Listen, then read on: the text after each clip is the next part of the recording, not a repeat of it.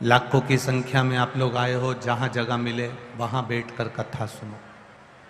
कंकर शंकर की स्मरण कर कर भूमि पर बैठो, कथा के रस तत्व को ग्रहण करो।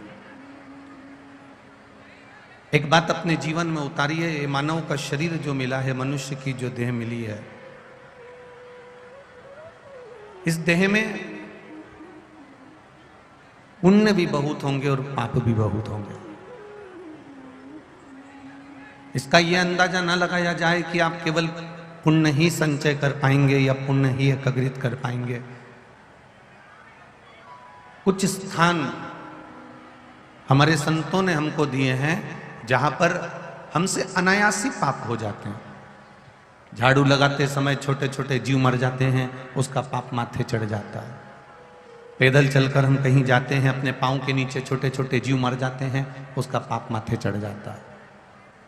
अग्नि जलाते हैं, पतंगे जल जाते हैं, उसका पाप माथे चढ़ जाता है।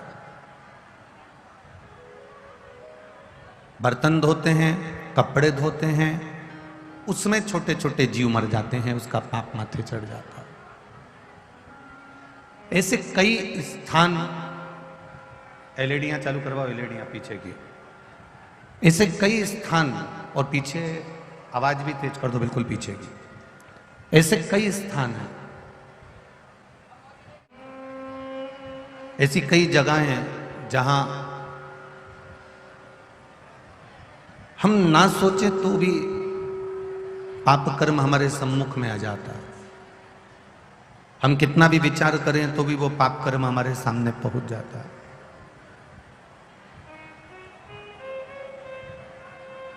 शिव कथा कह रही है, भगवान शंकर का संवाद कर रहा।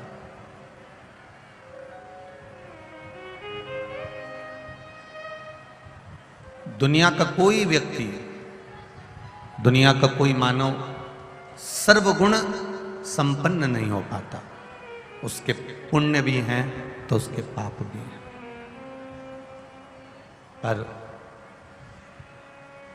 शिव महापुराण की कथा कहती है, जैसे अनायास किया गया पाप हमारे माथे पर रहता है, हमारे मस्तक पर रहता है, पर जब आप शिव महापुराण की कथा में जाते हो, जब आप शिवालय जाते हो, जब आप देवालय जाते हो, किसी संत, किसी सदगुरु भगवान के चरणों में जब आप जाते हो, या किसी सत्संग में आप पहुंचते हो, शिव महापुराण में आप पहुंचते हो, जैसे मंदिर में प्रवेश करते ही, सत्संग में प्रवेश करते ही, सत्संग में पहुंचते ही, संत के द्वार पहुंचते ही, शिव महापुराण में पहुंचते ही हम अपनी चप्पल पादुका बाहर छोड़ देते हैं। उसी तरह जब कोई संसार का मनुष्य भगवान की कथा में जब पहुंचता है तो उसका पाप अपने आप ही बाहर छूट जाता है, वो भीतर निर्मल पहुंचता है, निर्मल। एक बात आप लोगों से कहना चाहेंगे,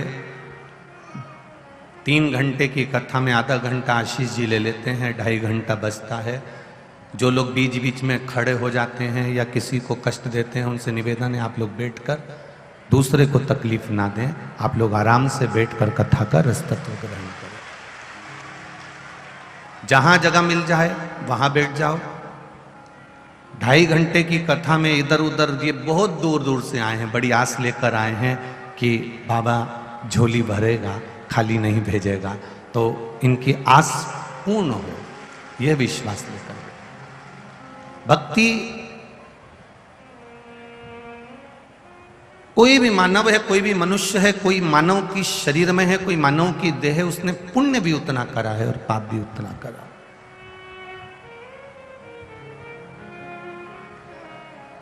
सर्वगुण संपन्न दुनिया में कोई नहीं हुआ, पर शिव महापुराण की कथा कहती है, माना मनुष्य के शरीर में अवगुण होते हैं, माना मानव की देह में अवगुण विराजमान होते हैं, पर शिव कथा कर रही है, देवादिदेव महादेव का संवाद कर रहा है।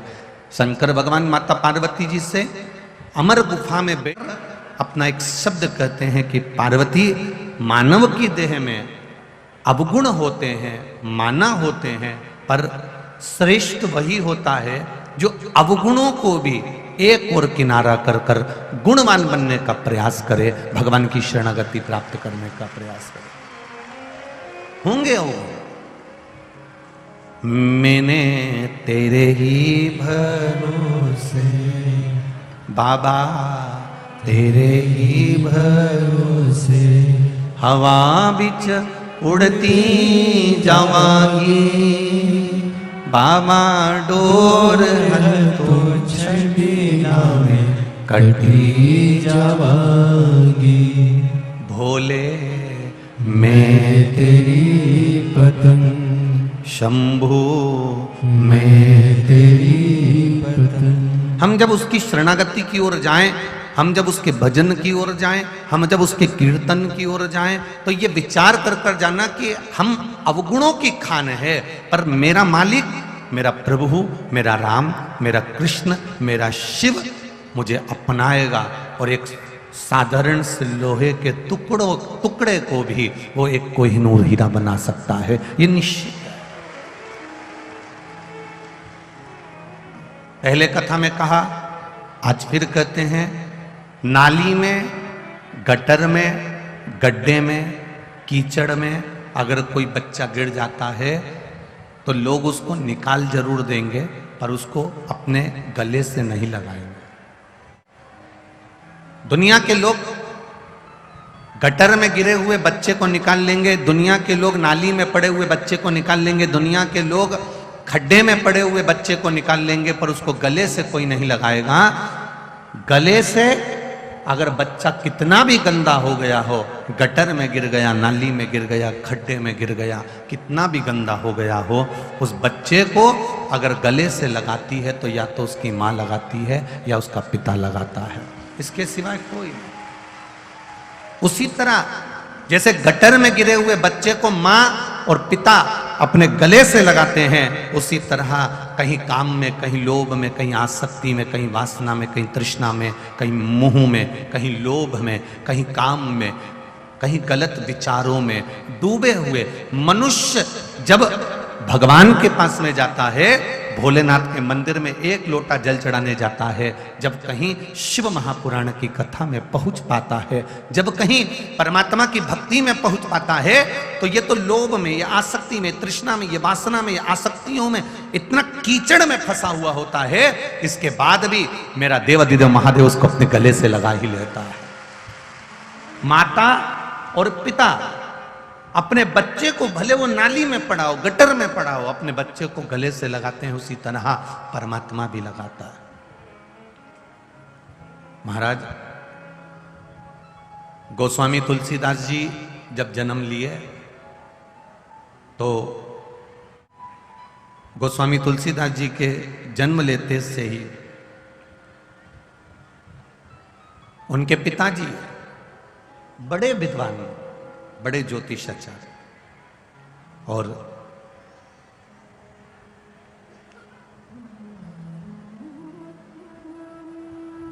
इतने विद्वान थे गोस्वामी तुलसीदास जी के पिताजी की, उन्होंने जैसे ही तुलसीदास जी जन्म लिए तो उनका भाग्य लिख दिया,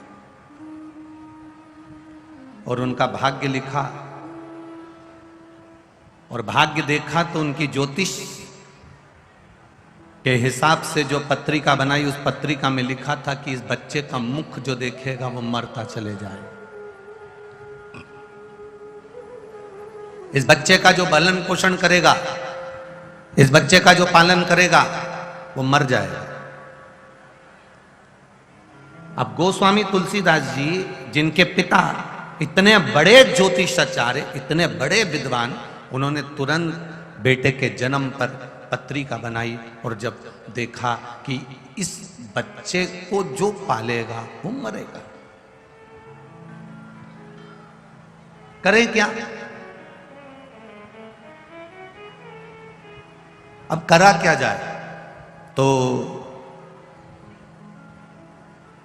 पिताजी ने मुनियाबाई को बुलाया और मुनियाबाई को बुलाकर कहा कि इस बच्चे को ले जाओ, एक पेटी में, एक डलिया में इसको रखो और इसको नदी में प्रवाहित करो। इस बच्चे को जो पालेगा वो मरेगा।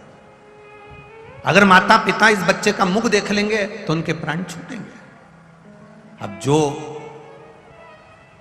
मां ने बेटे को हृदय से लगाया, कुछ समय के बाद मां शांत हो गई। पिता ने उस बच्चे को देखा, संभाला तो पिता शांत हो गए। मुनियाबाई को लगा कि इस बच्चे को कहां फेंकूंगी, ब्राह्मण की संतान है, इसको मैं पाल लेती हूं, तो मुनियाबाई भी शांत हो गई।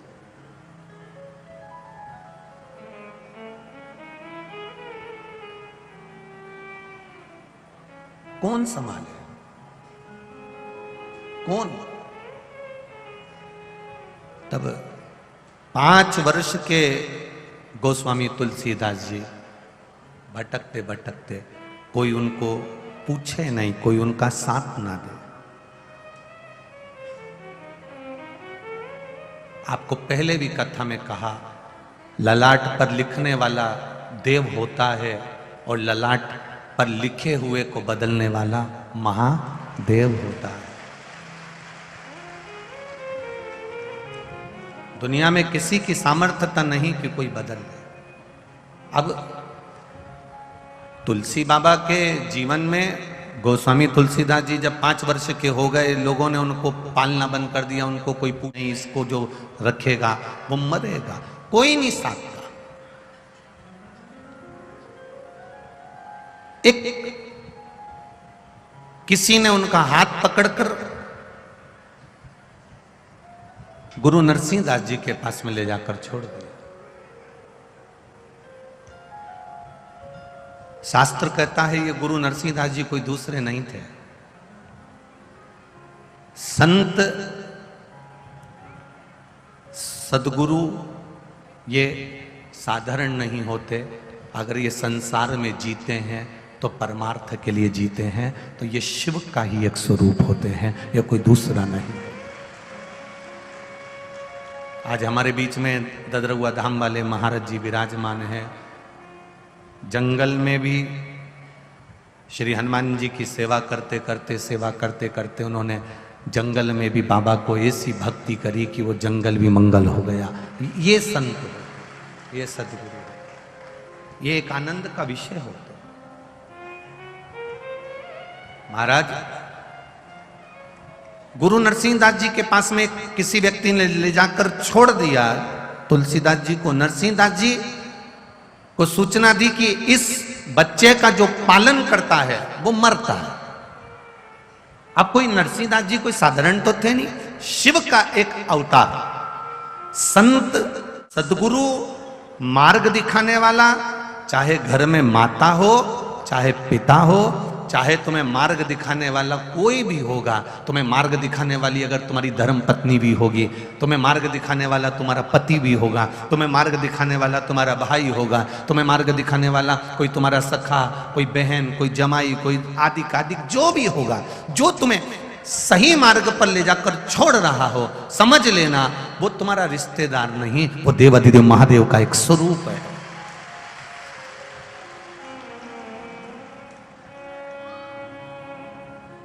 केवल मेरे देवाधिदेव महादेव ने विष नहीं पिया, विष पीने वाले एक और है, वो है आपके घर में रहने वाले आपके माता पिता। वो भी दिन रात विष पीते हैं। जैसे महादेव विष पीते हैं, वो भी रोज विष पीते हैं। किसी ने कुछ कह दिया, उन्होंने सुन लिया, किसी ने कुछ बोल दिया, उन्होंने सुन लिया। ये एक जहर पीना एक साधारण सी बात है, पर दुनिया के ताने सुनकर उसको निगल जाना ये एक बड़ी विशेष बात है, बड़ी विशेष। केवल साधारण सा विष पी लेना एक अलग बात हो जाती है, पर ये दुनिया के ताने, अपशब्द, गालियां, आड़ा टेढ़ा कोई कहे और उसको कोई पी ले, इसमें कोई एक आनंद की अनुभूति हो, ये शिव ही कर सकता है, शिव के सिवा कुछ। ये देवाधिदेव महादेव ही कर सकते हैं, उनके सिवा कोई। शिव कथा कह रहे हैं। अब गुरुजी के पास में ले जाकर छोड़ दिया। गुरुजी कौन? शिव के अवतार, शंकर का एक स्वरूप श्री नरसिंहदास जी। उन्होंने पकड़ लिया। लोग कह रहे हैं कि इसका मुख जो देखता है, इसका साथ जो देता है, वो मर जाता। कई लोग कह रहे हैं या भागा है। एक नगर में एक राजा रहता था। उस नगर में एक व्यक्ति रहता था। उसका मुख जो दिखता था, उसको दिन भर खाने को कुछ नहीं मिलता था। लोग कहते थे यह भागा है, यह भाग्यविहीन है, यह भागा है, यह भाग्यविहीन है। दुनिया के लोग कहते हैं कि इसके भाग्य में, इसका मुख जो देखेगा ये मुंह बेकार है, इसका जो मुख देखता है वो उसको खाने को नहीं मिलता। राजा के पास सूचना मिली। राजा ने कहा ऐसा हो नहीं सकता। क्या संसार में कोई ऐसे लोग होते हैं कि जिसका मुंह देखो तो खाने को नहीं मिलता, दिन भर भूखे रहना पड़ता है? हाँ महाराज, ऐसे भी होते हैं। राजा ने कहा बुलाओ उसको, आज सुबह से मैं उसका मुंह देखूंगा। उसको रात भर मेरे भवन में सुलाओ, सुबह उठूंगा मैं उसका मुंह देखूंगा। राजा के भवन में उसको सुलाया। राजा उठा, उठते से उस व्यक्ति का मुंह देखा। मुंह देखने के बाद राजा अपने काम में लग गया। राजा जब अपने काम में लग गया, इतना काम करता रहा। रानी ने 4 बार खबर करवाई, भोजन कर लो, आता हूं, भोजन कर लो, आता हूं। सुबह से लेकर शाम हो गई, रात हो गई, राजा को एक निवाला खाने को नहीं मिला। इतनी व्यस्तता हो गई, इतने काम में लग गया कि एक निवाला तक नहीं खा पा रहा। जब निवाला नहीं खाया, राजा को क्रोध आ गया। रात्रि कोई उसने सभा बुलाई और सभा में कहा, इस खोड़ले का मैंने मुंह देखा तो मुझे दिन भर खाने को कुछ नहीं मिला।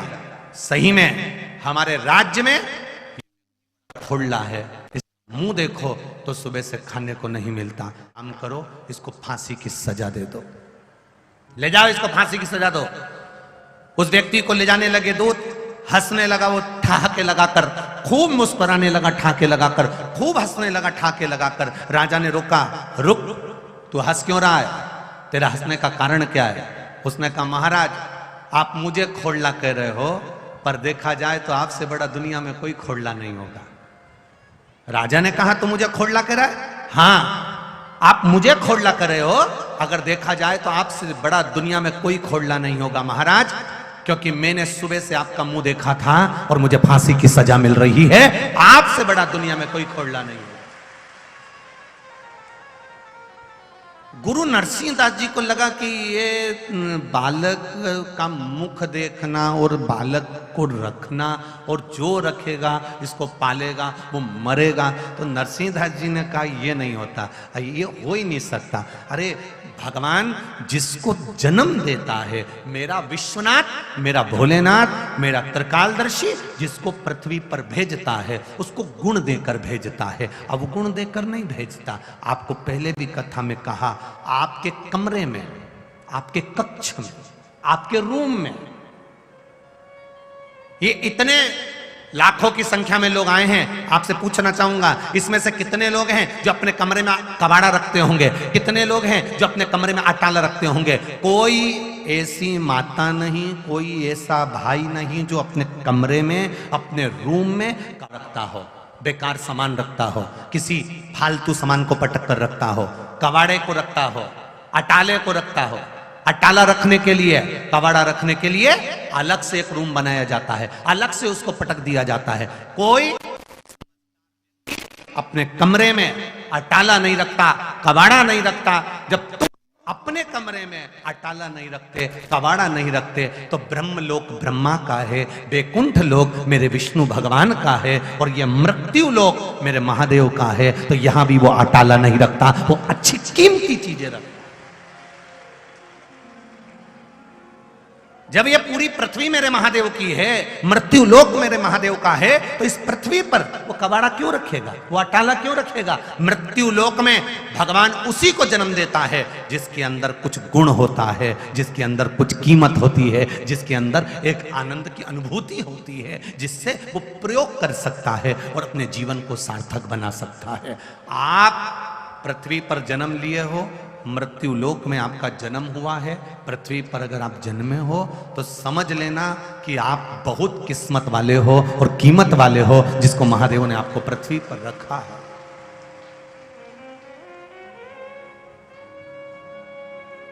कीमत वाले को और किस्मत वाले को भगवान पृथ्वी पर रखता है।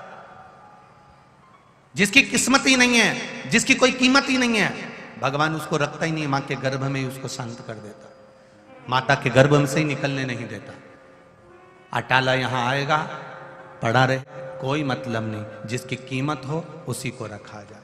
अब समझ लेना आप कितने किस्मत वाले हो और कितने कीमत वाले हो।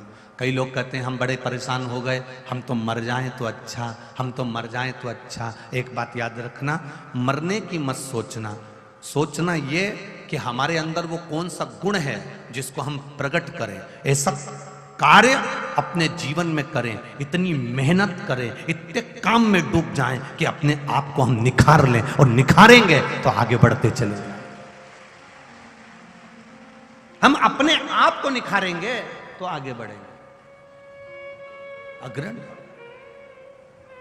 मत बुरे कर्म कर बंदे, वरना पछताएगा, भगवान की आंखों से तू बच नहीं पाएगा, तू बच नहीं पाएगा।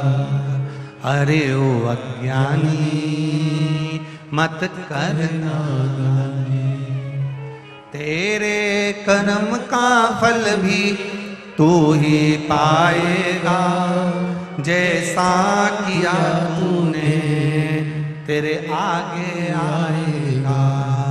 मत बुरे कर्म कर बंदे, मत बुरे कर्म कर बंदे, वरना पछताएगा, भगवान की आंखों से तू बच नहीं पाएगा, तू बच नहीं पाएगा। अरे ओ अज्ञानी मत करना दानी, अरे ओ अज्ञानी मत करना दानी। अपने आप को निखारे आप। क्यों मरना? पति ने कुछ कह दिया, मायके में जाकर बैठ गए, पत्नी ने कुछ कह दिया, मुंह फुलाकर बैठ गए। क्यों मुंह फुलाना? कितना भी झगड़ा हो जाए, कितनी भी लड़ाई हो जाए, कितने भी ताने दे दिए जाए, कितना भी अपशब्द कह दिया जाए, पर बात कभी बंद ना करी जाए, करते रहो। कोई बुरा भी कर रहा है ना तो उससे दूरी बना लो, पर बात बंद नहीं कर। दूरी बना लो, ठीक है, वो अपना काम करेगा, पर अपने को, अपने शब्द बोलना बंद नहीं करना। वो करेगा, उसके कर्म का दंड वो भोगेगा, आप अच्छा करते चलो। वो एक लाइन आप लोग हमेशा गुनगुनाते रहते हो कि ज्योत से ज्योत जगाते चलो और प्रेम की गंगा बहाते चलो। तुलसीदास जी को नरसिंहदास जी का सत्संग प्राप्त हो गया। लोगों ने कहा इसको जो पालेगा वो मर जाएगा या भागा है, इसको जो पालेगा वो मरेगा। इसके पिता ने इसकी पत्रिका बनाई है, इसके पिता ने, ज्योतिष आचार्य ने इसकी पत्रिका बनाई है। इसको जो ने पाला वो मर गया। नरसिंहदास जी ने कहा चिंता मत करो, अभी तक इसको इंसान पाल रहे थे, मनुष्य पाल रहा था, अब इसको देव पाल रहा है, अब नहीं मरे। बहुत दुखी हो जाओ, बहुत तकलीफ में आ जाओ, बहुत कष्ट में अगर तुम्हारी जिंदगी निकल रही है तो समझ लेना अभी तक आपको मनुष्य पाल रहा था, अब आप शिव जी के मंदिर में अगर एक लोटा जल चढ़ाने के लिए जा रहे हो तो ये विश्वास मानना कि अब तुम्हें महादेव पालेगा, अब तुम दुखी नहीं रहोगे। आप शिव के मंदिर तक, आप शिवालय तक एक लोटा जल चढ़ाने के लिए जा रहे हो, शंकर की चौखट पर पहुंच रहे हो, शिव के पास अगर आप पहुंच रहे हो तो ये अंदाजा आपकी जिंदगी में होना चाहिए कि अब तुम्हें पालने वाला कोई दूसरा नहीं, अब तुम अभागे नहीं, अब तुम्हें सोचना नहीं, अब तुम्हें रोना नहीं, अब तुम्हें महादेव पर जो जल चढ़ाया है, जिस हाथ से तुमने कलश पकड़ा, लोटा पकड़ा और उससे जल चढ़ाया, तुम्हारा वो हाथ अब महादेव ने पकड़कर रख लिया है, अब तुम्हें डूबना नहीं है, अब वो पकड़कर साध लेगा, वो साधेगा। कई लोग कहते हैं गुरुजी शंकर जी की आराधना में, शिव जी के मंदिर में, कथा में हमारा मन नहीं लगता। हम उनसे कहते हैं तुम्हारा मन तुम्हारी बीवी में तो लगता, बोलो लगता कि नहीं लगता? अरे बोलो जम के, लगता।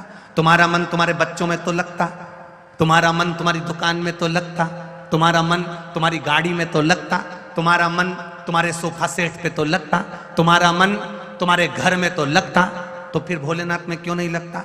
जैसे पत्नी नहीं आई और तुमने उसको समय देना प्रारंभ करा, समय प्रारंभ करा तो तुम्हारा मन उसमें लगा, उसी तरह महादेव को समय दोगे तो उसमें भी लगना प्रारंभ होगा। बच्चे ने जन्म लिया, बच्चे को तुमने गोदी में लिया, उसको थोड़ा समय दिया। कहीं कहीं पिता अपने पुत्र को समय नहीं देता तो पुत्र भी पिता की गोद में जाते से रोने लगता है, क्योंकि समय नहीं दिया। अगर पिता ने पुत्र को समय दिया है तो पुत्र में उसका मन लगेगा और पुत्र का मन पिता में लगेगा। पत्नी को समय दिया है तो पत्नी में मन लगेगा और पत्नी का मन भी पति में लगेगा। भाई को समय दिया है तो भाई का मन भाई में लगेगा और भाई का मन भाई में लगेगा। तुमने समय दिया कहां है? तुम तो मंदिर जाते हो केवल सिरकी उतारने के लिए जाते हो कि एक लोटा जल चढ़ाना है, बस जल चढ़ाया, उन्हें धड़ धड़ धड़ धड़ धड़ धड़ धड़ धड़ भागे और सारे दुनिया भर का काम लेकर गए। आलू भी खरीदना है, टमाटर भी खरीदना है, ये भी खरीदना है, वो भी खरीदना है। भगवान के मंदिर तो कम गए थे, मार्केट करने ज़्यादा गए थे कि वहाँ जा रहे हैं तो जल चढ़ा के आ जाएंगे। एक सिरकी उतारी है केवल। कई लोग तो घर में भी यही करते हैं। क्या कर रहे हो? तो कहा बस पूजन कर रहे हैं। पूजन कर रहे हो? हाँ, क्यों कर रहे हो? हमारे दादाजी करते थे, 2 अगरबत्ती वो दुकान पर आके अगरबत्ती लगाते थे तो हमने भी लगाना चालू कर दी। हमारे दादाजी दुकान पे आके झाड़ू लगाते थे तो हमने भी लगाना चालू कर दी। हमारे दादाजी ऐसा करते थे तो हमने भी ऐसा करना चालू कर दिया। कभी विचार करो, अभी तक हम यही कर रहे थे। आंवले के पेड़ की पूजन क्यों करते? हमारी सास करती थी। पीपल के पेड़ की पूजन क्यों करते हो? हमारी सास करती थी। तुम समझो तो सही कि तुम क्यों कर रहे हो, उसका कारण क्या है? क्यों शंकर के मंदिर में लोग नहीं जान पाते थे? पहले शिव जी के मंदिर में गए, जल चढ़ाया, आ गए। अब लोगों को समझ में आ गया अशोक सुंदरी की जगह कौन सी है। समझ में आया कि नहीं आया? अब लोगों को समझ में आ गया गणेश जी का स्थान कौन सा है। अब लोगों को समझ में आ गया कार्तिकेय का स्थान कौन सा है। अब लोगों को समझ में आ गया कि जो शिवलिंग शंकर भगवान का शिवलिंग जहां रखा रहता है ये जलाधारी नहीं है, ये क्या है? माता पार्वती जी का हस्त कमल है। तो लोगों को समझ में आ गया कि ये जलाधारी नहीं है, ये माता पार्वती जी का हस्त कमल है। पहले दुनिया के लोग दिया जलता हुआ इसी पे रख देते थे, नारियल इसी पे रख देते थे, सामान इसी पे रख देते थे, कंकु का चोपड़ा इसी पे रख देते थे, फूल की डलिया इसी पे रख देते थे। पर अब लोगों को मालूम पड़ गया कि शंकर जी की पूजन कर रहे हो, जलता हुआ दिया अगर तुमने इस जलाधारी पर रखा या डलिया रखी या कोई सामान तुमने इस पे रखा, यहां तक शास्त्र कहता है कि पशुपति व्रत करने वाली माताएं, भाई, बंधु, बच्चे जो नरियल रखते हैं 5वें व्रत में, वो नरियल भी इस जलाधारी पर नहीं रखाता। अगर जलाधारी पर रखाता है तो हमारा कार्य सफल नहीं होता, उसके सामने नीचे रखाता है। पशुपति व्रत करने के बाद भी कई लोग ऐसे होते 11 रुपए नरियल लिए और इस जलाधारी पर इस जो शिवलिंग रखा है और जो जलाधारी है, जलाधारी पर उन्होंने नरियल के समय ना, आप पूरे परिवार की पूजन कर रही हो। ये पार्वती जी है, यहाँ गणेश जी, यहाँ कार्तिकेय, बीच में अशोक सुंदरी, ऊपर से जो बूंद बूंद जल गिर रहा है वो जया, विषहरा, सामरीवारी, दौतली, देव, शंकर जी की 5 लड़कियां हैं। तुम्हें ज्ञात हो गया कि ये शिवलिंग है, तो तुमने जो जल रखा है, तुमने जो जल विराजमान करा है, तुमने जो जल चढ़ाया, केवल इसी पर नहीं सब पर उस जल को चढ़ाया है, सब पर। तो जो दिया रख रहे हो, जो डलिया रख रहे हो, जो सामग्री रख रहे हो, वो थोड़ा दूर, अर्थात इस जलाधारी से वो दूर होना चाहिए, नीचे जमीन पर होना चाहिए, जिससे मेरे देवाधिदेव महादेव अकेले को वो श्रीफल नहीं, तुमने उनके पूरे परिवार को श्रीफल प्रदान किया है। उसमें तुम्हारी चूक है, उसमें तुम्हारी गलती है, तुम्हारी गलती है उसमें किसी दूसरे की गलती नहीं, तुम्हारी।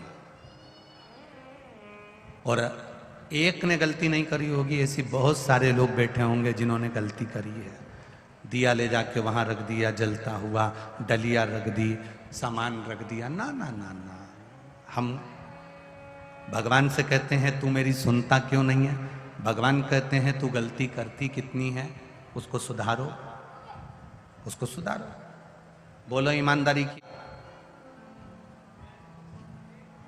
जो दवाई नाक में डालने की होगी वो नाक में ही डालना पड़ेगी।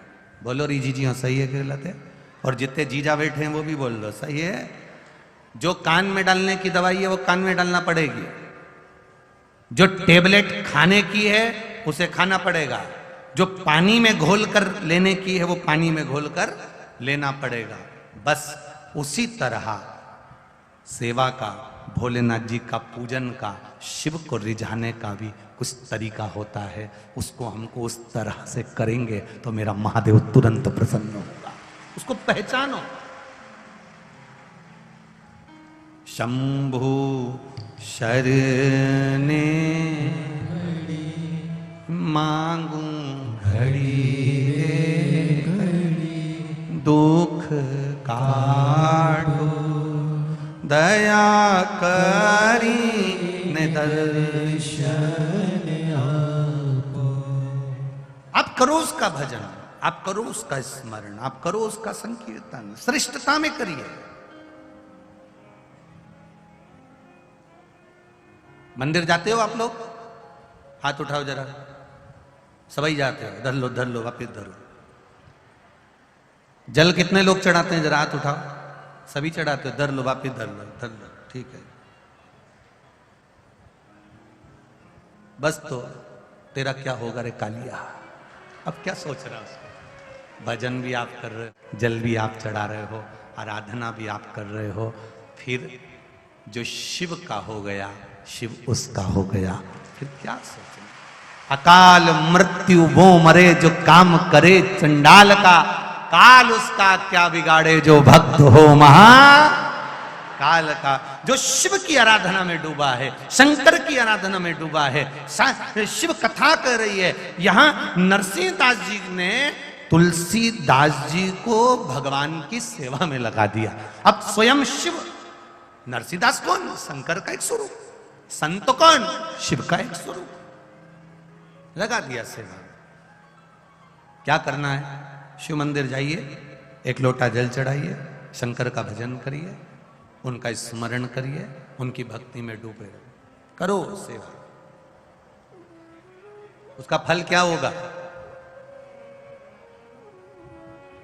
महाराज पूरे सामान की लिस्ट आप बनाते हो। आटा कितना लाना है? घर के लोग लिस्ट बनाएंगे। मसाला कितना लाना है? घर के लोग लिस्ट बनाएंगे। मेकअप का सामान कितना लाना है? घर के लोग लिस्ट बनाएंगे। सारी दुनिया की लिस्ट तुम बनाते हो। केवल बाजार से एक चीज लाने की लिस्ट दूसरा बनाता है। वो कौन सी लिस्ट है? केवल तुम्हारी दवाई की लिस्ट डॉक्टर बना कर देता है, बाकी के पूरे सामान की लिस्ट बना कर देते हो। और दवाई की लिस्ट डॉक्टर बनाता है, सामान की लिस्ट तुम बनाते हो। उसी तरह घर तुमने बनाया, परिवार तुमने बनाया, कुटुंब तुमने बनाया, नाते तुमने बनाए, शादी तुमने करी, विवाह तुमने करा, बच्चे तुम्हारे यहाँ हुए, सब कुछ तुमने करा, गाड़ी तुमने बनाई, बंगला तुमने बनाया, सब कुछ बनाया, पर उसमें सुख कितना भोगना है ये महादेव बनाता है। सुख कितना भोगना।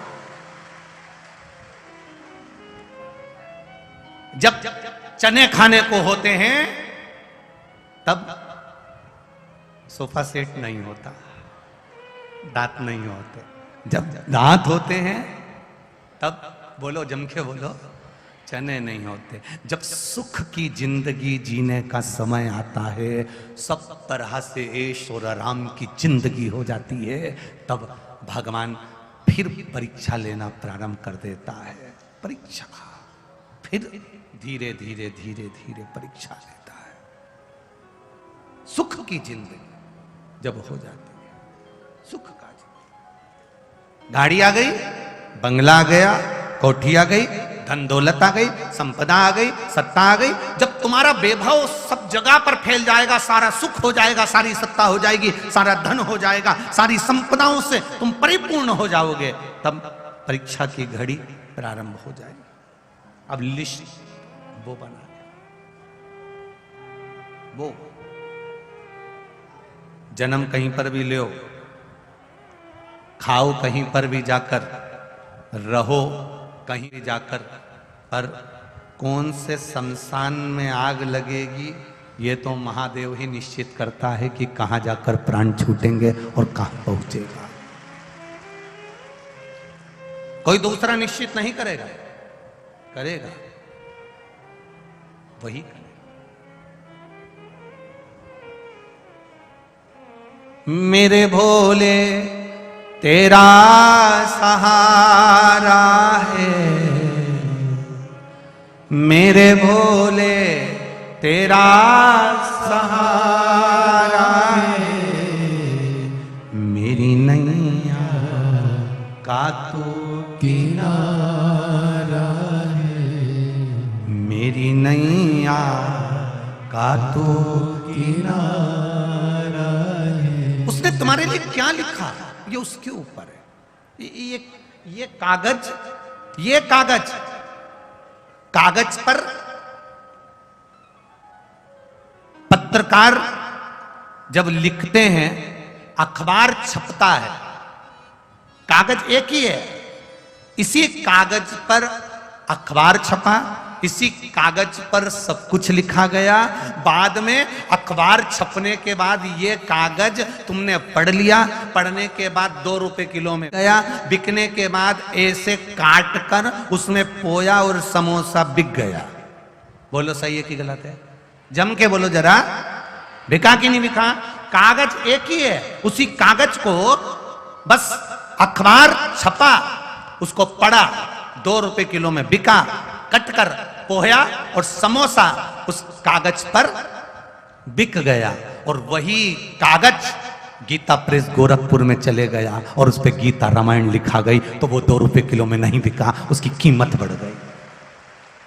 कागज वही है जिस पर अखबार लिखाया गया, कागज वही है जिस पे न्यूज लिखाई गई, कागज वही है जिस पे कुछ काव्य लिखाया गया, और कागज वही है जो गीता प्रेस गोरखपुर में जाकर उस पे रामायण, भागवत, गीता, शिवपुराण लिखाई गई। अर्थात वो कागज भी, जब भगवान का नाम उस कागज पर लिखा जाता है तो उस कागज की भी कीमत बढ़ जाती है, वो 2 रुपए किलो में नहीं बिकता।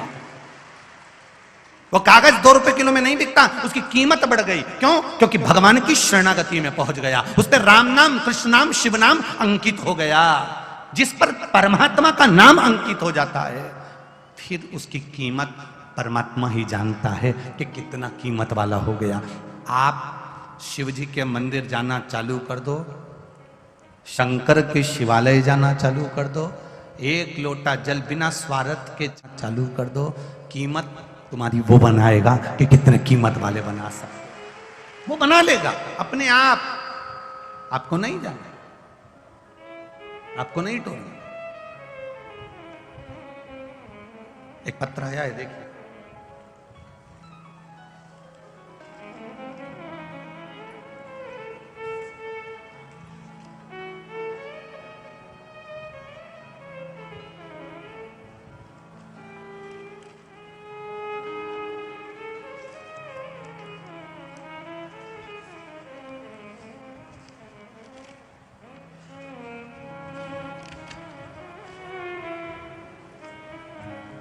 पहले उस व्यक्ति के फोटो देख लो जिसका पूरा भेजा, पूरा सिर फूट चुका था और उसके पूरे सिर में टांके ही टांके, उसका वेंटिलेटर पर पड़ा हुआ फोटो और सिर पूरा खुला हुआ,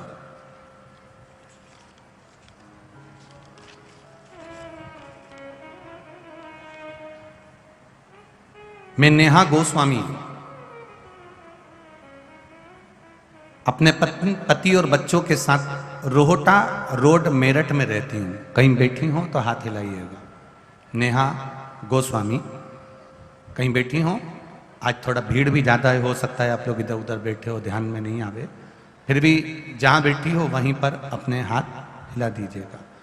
मैं नेहा गोस्वामी गुरुजी उनकी पोस्टिंग लेह की थी, तभी 24 अगस्त को बाजार जाते समय 24 अगस्त 2022 को बाजार जाते समय उनका एक्सीडेंट हो गया और पूरा सिल उनका फूट चुका। शरीर ने काम करना बंद करा, उनको कोई ले जाकर हॉस्पिटल में डाल दिया। गुरुदेव डॉक्टरों ने देखा तो उन्होंने भी कह दिया इसका ऑपरेशन करना पड़ेगा, पूरा भेजा खुल चुका है। वेंटिलेटर पर डाला, आईसीयू में रखा, ऑपरेशन की समय आ गया। रात्रि को 11 बजे उनका ऑपरेशन चालू हुआ, जो सवेरे 5 बजे तक होता रहा। कितनी बजे चालू हुआ था? रात को 11 बजे। और ऑपरेशन कितनी बजे तक चलता रहा? सवेरे के 5 बजे तक ऑपरेशन चलता रहा। गुरुदेव तो भी डॉक्टरों ने कह दिया था कि इनकी कोई चांस नहीं है। गुरुजी 72 घंटे दिए गए, वेंटिलेटर पर पटक दिया गया, सिर पूरा खुला हुआ था जैसा मैंने फोटो लगाया। गुरुदेव तब पास के पलंग वाले ने किसी ने कहा कि अब डॉक्टर ने काम कर दिया, महादेव से विनती करो, श्री शिवाय नमस्तुभ्यम जपो, कोई जाए तो मंदिर से थोड़ा सा जल लाके इनके मुंह में डाल दो। आखिरी में तो लोग गंगा जल तो देते ही हैं, तो तुम शिव का जल डाल दो। शंकर पर चढ़ा हुआ जल वेंटिलेटर पर पड़े हुए उनके शरीर पर लगाया, होठों पर लगाया। गुरुदेव डॉक्टर ने 72 घंटे दिए थे। 8 घंटे के बाद बाबा के पास उनके शरीर में हलचल होना प्रारंभ हो गई। ये शिव तत्व है।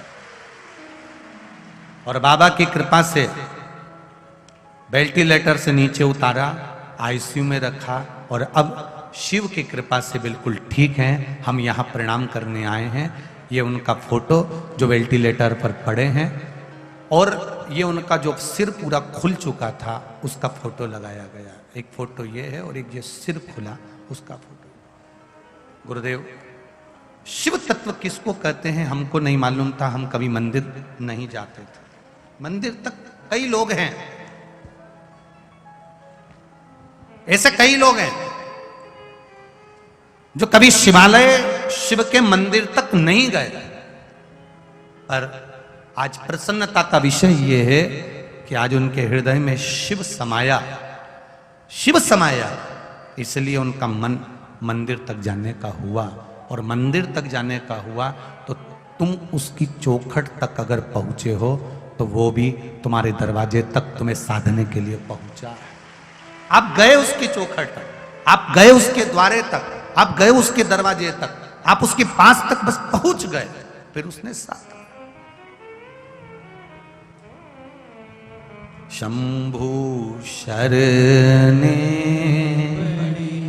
मांगू घड़ी रे दुख काटो, दया करी ने दर्शन आपो। ये शिव तत्व को हमें जानने का मौका मिला। गुरु नरसिंह दास जी ने उनको एक लोटा जल पकड़ाकर शिव की आराधना में लगा दिया। जो नरसिंह दास जी के आश्रम में जो शिवालय था उसकी पूजा में लगा दिया, पूजा में लगाया, आराधना में लगाया। और बस उसकी शरण में जब पहुंचते हैं, उसके पास जब पहुंचते हैं, उसका स्पर्श जब हम कर लेते हैं, उसकी चौखट का जब हम स्पर्श कर लेते हैं, तब वो खुद संभाल लेता, स्वयं संभाल लेगा, करा स्पर्श। और जिस तुलसीदास जी को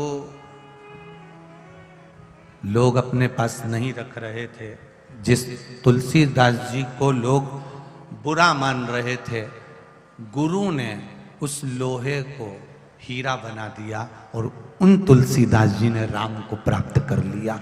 ये सहजता नहीं है। लिखने वाले ने लिख दिया तुम्हारे भाग्य में दुख लिखा है, लिखने वाले ने लिख दिया तुम्हारे भाग्य में कष्ट लिखा है। पर यदि तुम शिव की शरणागति में हो, तुम शंकर की शरणागति में गए हो, उस परमात्मा के भजन में गए हो, तो वो साधता जरूर साधता। देखिए, कल कथा चल रही थी और उस कथा में अपन स्मरण कर रहे थे कि वो गुण निधि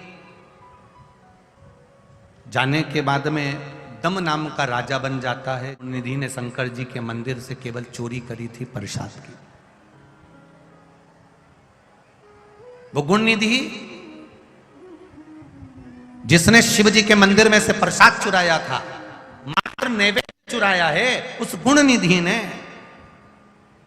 यज्ञदत्त के पुत्र ने केवल नैवेद्य चुराया और उसको लोगों ने वहां मार दिया। और मारने के बाद उसका जो जन्म हुआ वो दम नाम के राजा के नाम रूप में हो गया।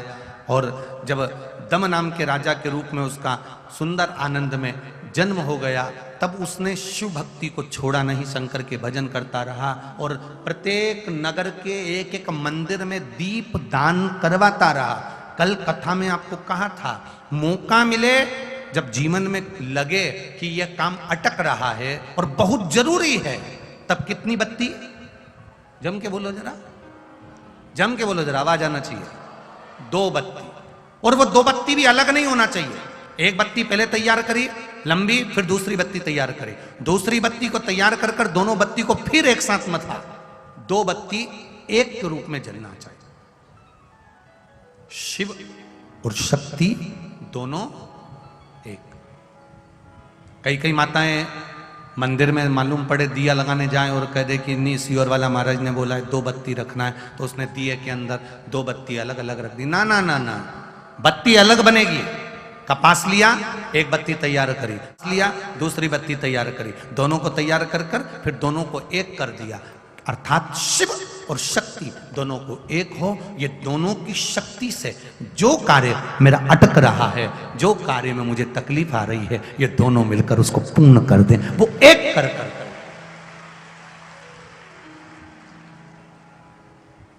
कहीं कहीं आप लोगों ने देखा महाराष्ट्र साइड में और दक्षिण में, महाराष्ट्र साइड में और दक्षिण में आप लोग देखना, महाराष्ट्र की जो माताएं होती हैं, दक्षिण साइड के लोग होते हैं, या राजस्थान मारवाड़ के जो लोग होते हैं, वो पतली पतली बत्ती के 108 बत्ती बना लेती हैं। आप लोगों के यहाँ भी ऐसा होता होगा, इधर नोएडा साइड में भी इधर करते होंगे, पतली पतली बत्ती बना 108 बत्ती का उसने एक 108 बत्ती जोड़ी और उसमें उसने ऐसा बांध लिया। बांधने के बाद कार्तिक महीने में उसको बना कर रखा, घी में भिगो कर रखा, फिर उसको जलाया। बोलो देखा है कि नहीं देखा?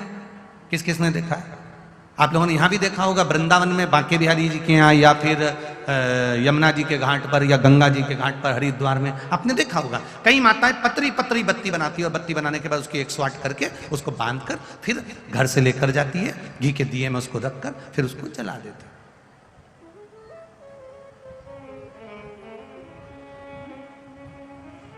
कभी विचार करा आपने कि उसने ये 108 बत्ती जलाने का नियम कहां से लिया, किस जगह से प्राप्त करा, किस जगह से लिया?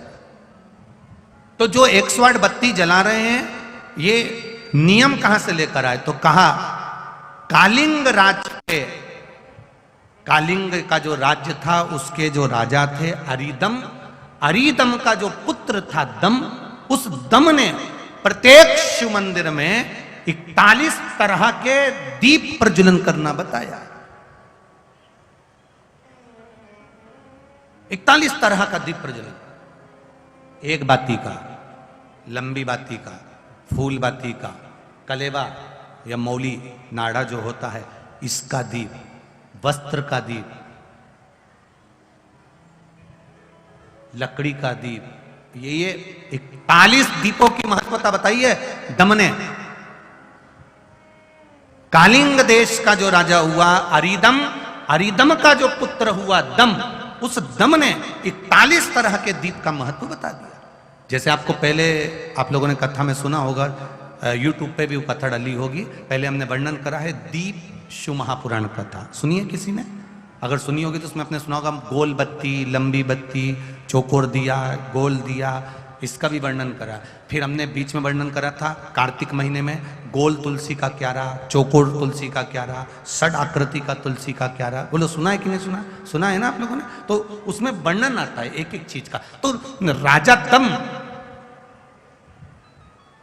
कालिंग देश के अरिदम का पुत्र दम, जब अरिदम मर गए, अरिदम के प्राण छूट गए, तब दम राजा का राज्य आ गया।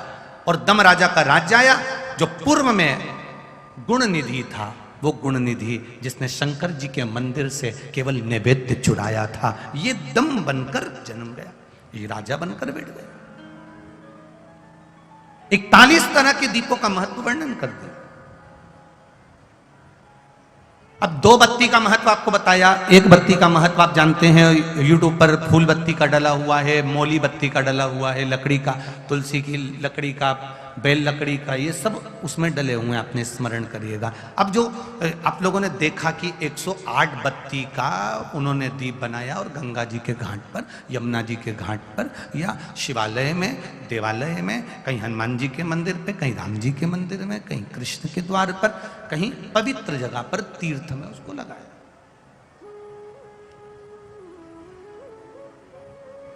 तो दम की कथा कर रही है। कालिंग राज के राजा दम ने ये 108 बत्ती का दीप क्यों बनाया? आखिर इसको जरूरत क्या पड़ गई? अब आज के जमाने में आप कुछ भी करते हो ना, तो लोगों को लगता है किसी ने बताया होगा तो कर रहे हैं। ना ना ना ना, आप कुछ कर रहे हो तो उसके पीछे कारण हो सकता है। आखिर 108 बत्ती, लंबी बत्ती बनाना, पतली पतली बत्ती बनाना, फिर उसको इकट्ठा करना, फिर धागे से लपेटना, घी में डुबोना, फिर दिए में लगाकर उसको जलाना, गंगा जी के घाट पर, यमुना जी के घाट पर, या कहीं पवित्र घाट पर, या किसी तीर्थ में जाकर उसको जलाना, उसका कारण क्या है? ये साधारण मंदिरों में उसको नहीं जलाते, वो तीर्थ में, पवित्र मंदिर में, कोई पुण्यवान बहुत प्राचीन, वहां उसको जलाए। उसका कारण क्या है? तो कहा, दम नाम के राजा का संवाद कहता है, कालिंग राज के उस नगर में जब चारों तरफ हाहाकार मच गया और दूसरे राज्यों ने आक्रमण करना प्रारंभ कर दिया, दूसरे राज्य जब आक्रमण कर रहा है,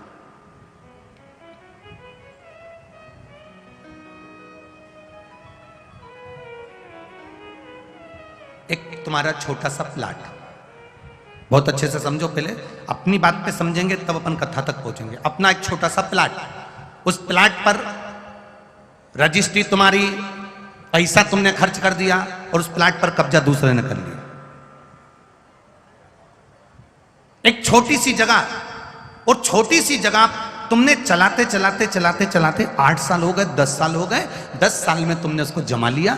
जमाते जमाते जमाते जमाते अब दूसरे को लगने लगा कि ये जगह मुझे मिलना चाहिए, क्योंकि इस पे व्यापार अच्छा हो रहा है, इसमें कमाई अच्छी हो रही है। क्या करना चाहिए? ये जगह मेरी होना चाहिए। इधर से भी प्रेशर आया, इधर से भी प्रेशर आया, सामने से भी प्रेशर आया, चारों तरफ से जब आक्रमण होने लगता है हर जगह से, जैसे एक बीमारी व्यक्ति को है, एक छोटी सी बीमारी व्यक्ति को है, और वो छोटी सी बीमारी, अब डॉक्टर ने कह दिया हमको लग रहा है ये बीमारी छोटी नहीं है, ये बीमारी बड़ी हो सकती है, हो सकता है ये बीमारी और बड़ी हो। एक पत्र आया है, देखिए, उस पत्र से अपन समझते हैं।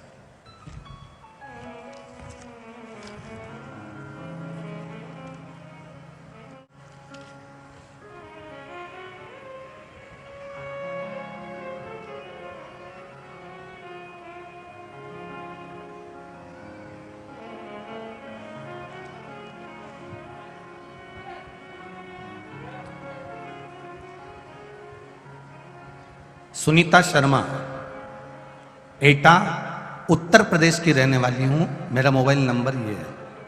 सुनीता शर्मा कहीं बैठी हो तो हाथ हिलाइएगा, दोनों हाथ। सुनीता जी शर्मा कहीं बैठी हो तो दोनों हाथ ऐसे हिला देना। अगर कैमरे वालों को दिख जाए तो ठीक है, अगर कहीं दूर बैठी हो तो कोई बात नहीं। सुनीता शर्मा, एटा, उत्तर प्रदेश की रहने वाली हूँ गुरुदेव। 15/2/2023 को बाबा के धाम कुबेरेश्वर धाम आई थी। रुद्राक्ष नहीं मिल पाया था, पर मैं बाबा को प्रणाम कर कर आ गई थी। गुरुदेव 2020 से बाबा की भक्ति में लीन हूं। 2020 में ही मुझे कैंसर बीमारी हो गई थी। डॉक्टर ने 4th स्टेज का कैंसर बोल दिया था। गुरुदेव 4th स्टेज का जब कैंसर हुआ, डॉक्टर ने कुछ दिन दिए थे, कुछ समय दिया था कि ये इतने महीने तक जिंदा रहेगी, उसके बाद चली जाएगी। गुरुदेव बचने की उम्मीद नहीं थी। डॉक्टर जवाब दे दिए थे, घर में 2 बेटियां हैं गुरुदेव। भगवान से बस इतना प्रार्थना करती रहती थी पलंग पर पड़ी पड़ी, मुझे मार देगा पर मेरी बेटियों का क्या होगा, कृपा करना बाबा, एक मौका दे दे, बेटियों को मंगल विवाह कर दूं, इनकी शादी कर दूं। किसी शादी नहीं हुई थी गुरुदेव, अगर मुझे उठा लेता तो इनका क्या होता। ऑपरेशन कराते कराते कैंसर का घर की आर्थिक स्थिति भी बेकार हो गई थी। कैंसर एक जगह समाप्त होता, दूसरी जगह हो जाता, फिर ऑपरेशन करा। तभी आपकी कथा में आपने कह दिया 1 लोटा जल चढ़ाकर आचमन करना प्रारंभ करो। मैं आचमन भी करती और उसी को डालकर स्नान भी करती। बाबा की कृपा से बस एक ही प्रार्थना करती, कैसे भी मेरी बेटियों की जिंदगी बन जाए, तब तक रख ले। डॉक्टर ने 3 महीने दिए थे। आज 2020 से कथा सुनते सुनते, जल पीते पीते 2023 आ गया। बाबा ने मुझे बचा रखा। ये शिव तत्व है। और गुरुदेव जो आर्थिक स्थिति खराब हुई थी, ऑपरेशन कराते कराते बाबा ने संभाला। बाबा ने मेरे घर में मेरी खुद की गाड़ी भी कर दी और व्यापार भी 4 गुना बढ़ा दिया। ये शिव तत्व है, औघड़ी। अब इसको समझें। एक बीमारी आ गई, दूसरी बीमारी ने आक्रमण करा, तीसरी बीमारी ने आक्रमण करा। अभी तक केवल शुगर थी, अब बीपी, थायराइड, ये वो सब ऊपर से आक्रमण करने लगे। अर्थात यहां अरिदम राजा के पुत्र दम का चरित्र कहता है कि दम ने जब देखा कि चारों तरफ से दूसरे आक्रमण करने लगे हैं, चारों तरफ से आक्रमण होने लगा, मैं बीच में फंस गया हूं, मेरा राज्य छोटा सा है, यहां कौन, मेरे पास इतनी सेना नहीं है, क्या करूंगा। चारों तरफ से जब आक्रमण चालू हुआ, तब दम राजा ने अपने नगरवासियों से कह दिया 108 बाती का दीप जलाओ और महादेव के नाम से महादेव के मंदिर में लगाना प्रारंभ करो। चारों तरफ जब दीप लगना प्रारंभ हो गए, उस दीप की जब गंध गई, जब इतनी सारी बत्ती जलती है तो उसमें से कालोच उड़ती है। करें दर्शन, अरे बोलो जम के। जब बत्ती जलती, इतनी बत्ती जलेगी तो उसकी कालोच उड़ेगी। वो कालोच जब उड़कर चली तो काल अधिपति स्वयं मंदिर से बाहर निकलकर सारी सेना का संहार कर रहा।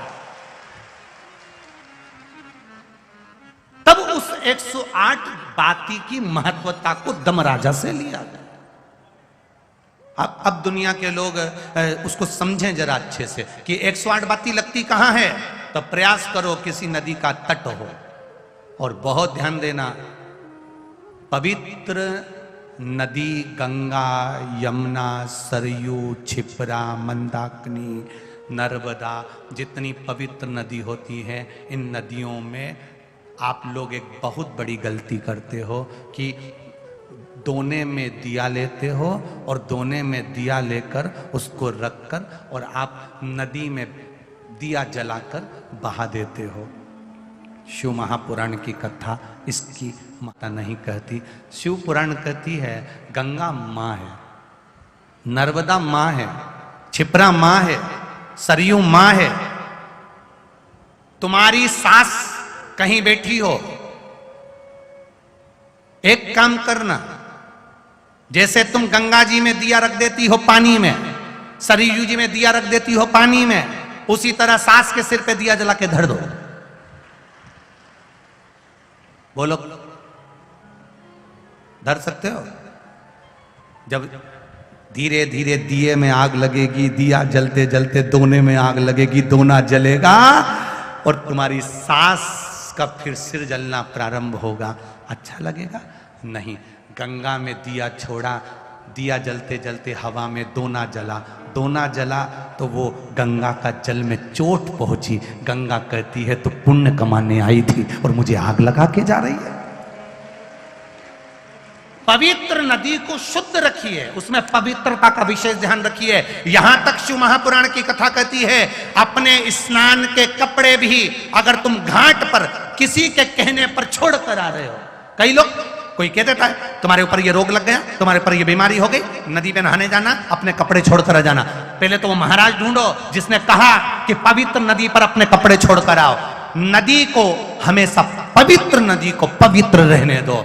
मेरे राम जी जब चित्रकूट होते हुए चले गए, मेरे राम जी जब अयोध्या से लंका तक गए, बीच में इतनी पवित्र नदी पड़ी थी, मेरे राम जी ने एक जगह पर अपने वस्त्र को नहीं छोड़ा, न वस्त्र को पानी में निचोड़ा। मेरे राम जी ने स्नान करा, स्नान कर कर पानी ले जाकर दूर अपने वस्त्र को निचोड़ा, कहीं ये मेरे वस्त्र का पानी पवित्र नदी में ना चले जाए। वो मेरे राम थे जो मार्ग बताते जा रहे थे। और आज के जमाने में लोग एक जनी ने दिया जला के छोड़ा, बड़ी खुश हुई, वो भेरिया वो भेरिया वो भेरिया वो भेरिया वो भेरिया इतनी दूर तक चले गया।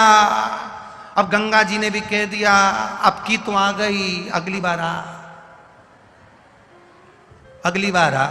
इतनी प्लानिंग करिए, हरिद्वार जाऊंगी, हरिद्वार जाऊंगी, हरिद्वार जाऊंगी, हर बार प्लान बनाती थी, बद्रीनाथ जाऊंगी, केदारनाथ जाऊंगी, हर बार प्लान बनाती थी, अब की बार जाऊंगी, अब की बार जाऊंगी। भगवान घर में ऐसी बांधा ला के रख देता कि तुम्हें हरिद्वार तक बुलाता ही नहीं। अब सोचती मैं बस एक ही बार होके आई, फिर तो मेरा जाना ही नहीं हुआ। कभी तुमने गंगा जी से पूछा कि बार बार जाना क्यों नहीं हो रहा? गंगा जी खुद नहीं बुला रही, आग लगा के चली जाएगी।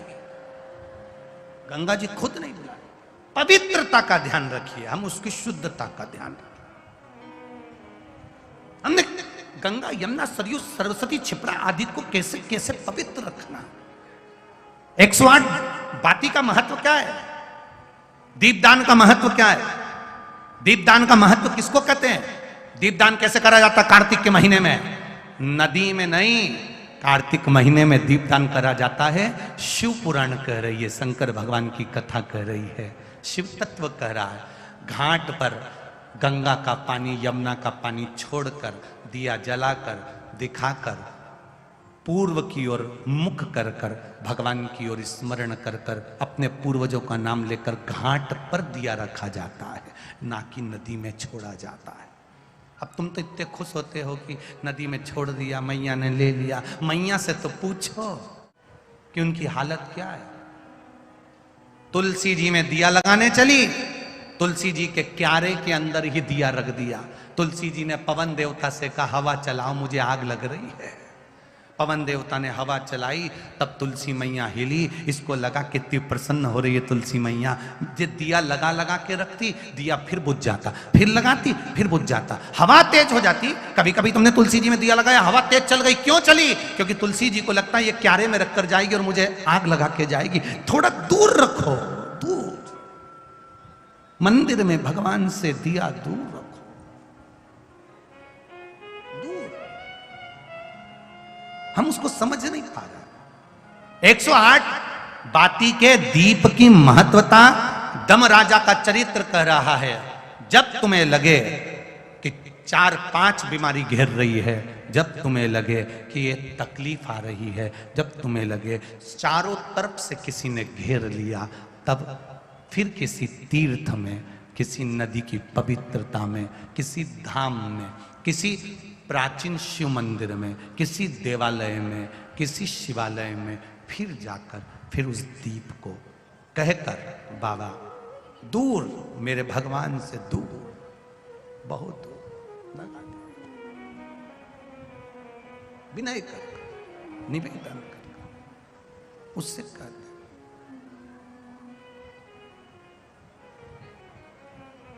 महाराज 108 बाती का महत्व, 2 बाती की मूलता, उसी तरह अनेक बाती का महत्व दम राजा की कथा कहती है।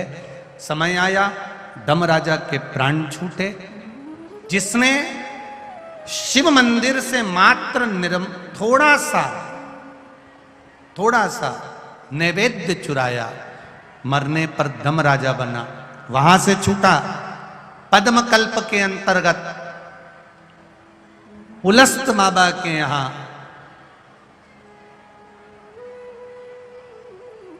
विश्रवा जी के घर में इस बालक का फिर जन्म हो गया और इसका नाम वेश्रवा पड़ा। अब वेश्रवा जब पड़ा, नाम पढ़ते से ही 3 जन्म का ज्ञान इसको था। शंकर जी के मंदिर से नैवेद्य चुरा कर पाया था, मर गया था, शिवालय गया, वहां से छूटा। छूटने के बाद दम राजा बना, दम राजा के वन में विश्रवा जी का पुत्र वेश्रवा बना। अब वेश्रवा बन गया, शिव जी की आराधना में फिर डूब गए। शिव आराधना में वापस डूबा। और वेश्रवा जब शिव आराधना में डूब जाते हैं, इतने डूबते कि भगवान देवादिदेव महादेव जो वेश्रवा जी को देखते रहते कि कितनी आराधना कर रहा है, कुछ छोड़ दिया। शरीर में केवल अस्थियां बची है, मांस समाप्त हो चुका है, कुछ नहीं बचा। वेश्रवा के पास में, विश्रवा ऋषि के पुत्र के शरीर में मांस समाप्त हो गया, केवल पिंजरा शरीर का अस्थियों का बचा है। महाराज, दुनिया के लोग कहते हैं कि रावण असुर था, राक्षस था, फिर उसको ये इतना सोने का महल, उसको इतना सोने का नगर, सोने का महल, सोने की सत्ता, सोने की लंका कैसे प्राप्त हुआ, कैसे मिले? ध्यान दें, जब रावण असुर प्रवृत्ति का है, कष्ट दे रहा है, तकलीफ दे रहा है, लोगों को मार रहा है, संतों को, साधुओं को, ब्राह्मण जन को, गुरुजन को जब तकलीफ दे रहा है, तो फिर इतना, इसके पास में इतना सारा गोल्ड, इतना सोना, इतना वैभव, उसके पास कैसे आ गया? बहुत ध्यान से सुनना। नवनिधि शिव महापुराण की कथा चल रही है। इसके बाद में आज तो ये कथा 2 बजे से 5 बजे तक हो रही है, पर कल ये कथा यहाँ ग्रेटेडा में सुबह 9 बजे से 12 बजे तक होगी। टीवी पर 2 बजे से 5 बजे तक ही आएगी। कल कथा का विराम हो जाएगा। फिर 24 तारीख से शिव महापुराण की कथा 5 दिन की 28 तारीख तक कोटेश्वर धाम, बदनावर, मध्य प्रदेश में प्रारंभ हो जाएगी। कथा का समय यही 2 बजे से 5 बजे रहेगा, जिसमें पंच पुष्प की महत्वता को, जो शिव जी पर 5 फूल चढ़ते हैं, उसकी महत्वता को हम जानेंगे। उसमें से एक पुष्प की महत्वता आपको बता चुके हैं। कौन सा पुष्प? बोलो, जम के बोलो। शमी के पुष्प की महत्वता आपको बता दी। अब उसमें शमी के पुष्प के साथ में जो 4 पुष्प और हैं, उनका व्याख्यान वर्णन अपन वो 24 तारीख से 5 दिन की कथा में उसको करेंगे। शिव महापुराण की कथा कह रही है।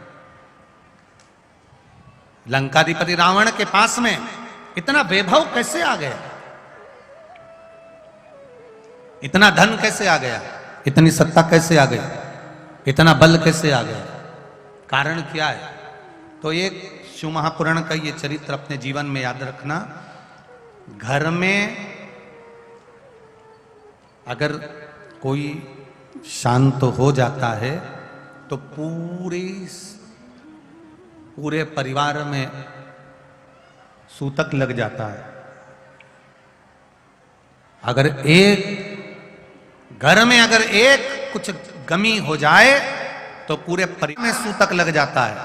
उसी तरह शिव पुराण कहती है, घर में अगर एक भगवान शंकर की आराधना करने वाला हो जाए तो पूरे घर में वैभवों की कमी नहीं हो पाती।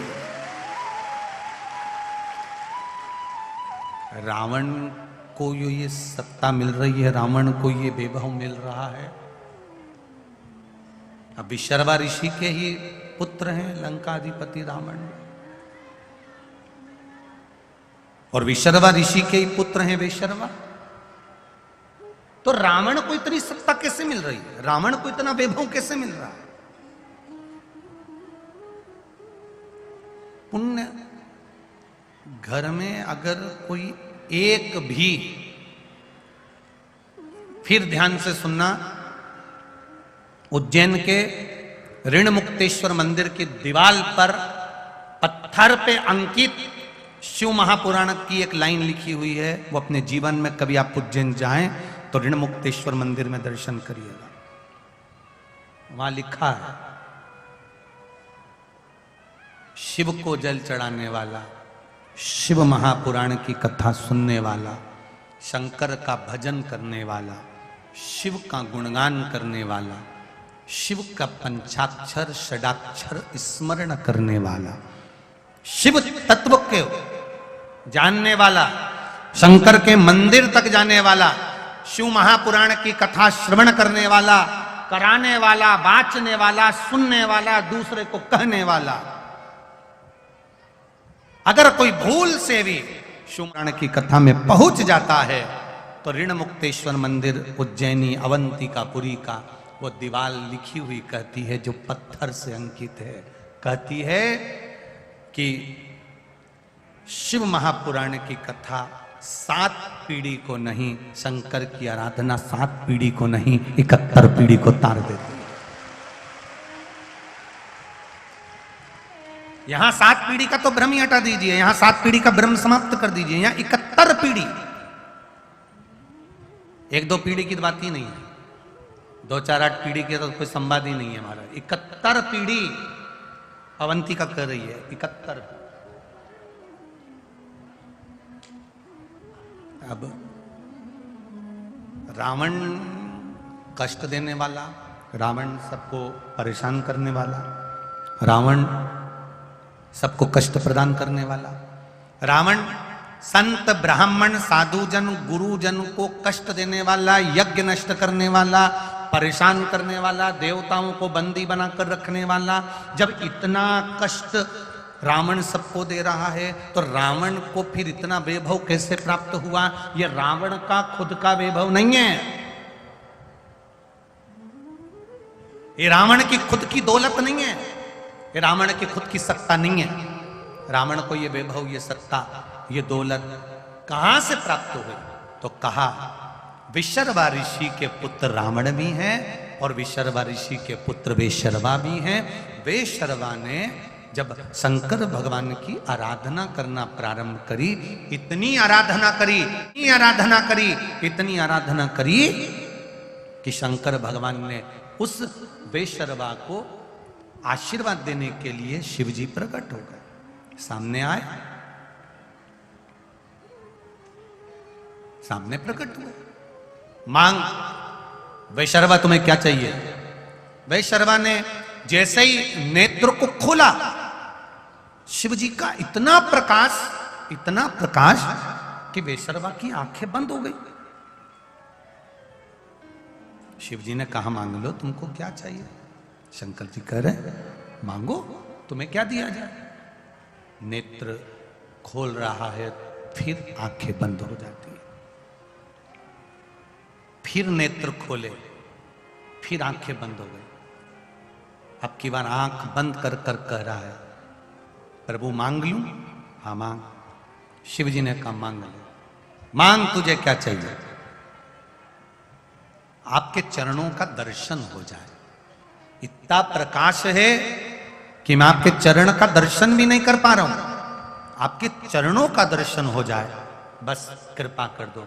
शिवजी ने प्रकाश को थोड़ा कम करा, गला पकड़ रहा है। शिवजी ने प्रकाश को थोड़ा कम करा और प्रकाश कम करा, भगवान शंकर के चरण का दर्शन वैशर्वा को हो गया।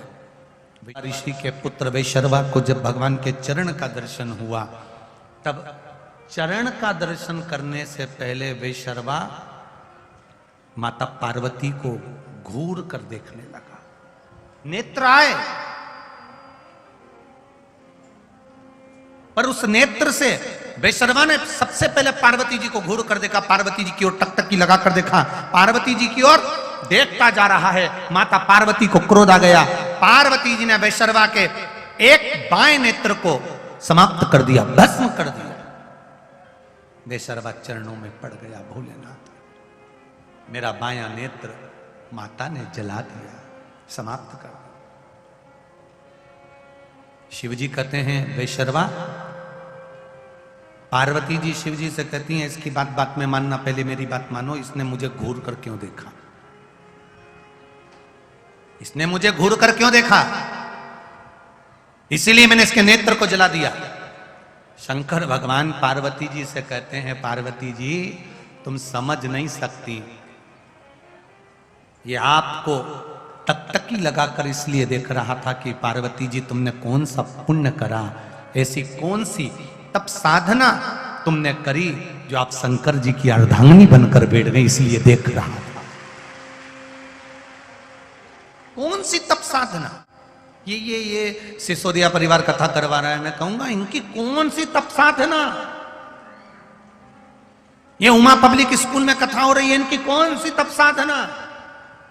कथा 62 सेक्टर में होना थी।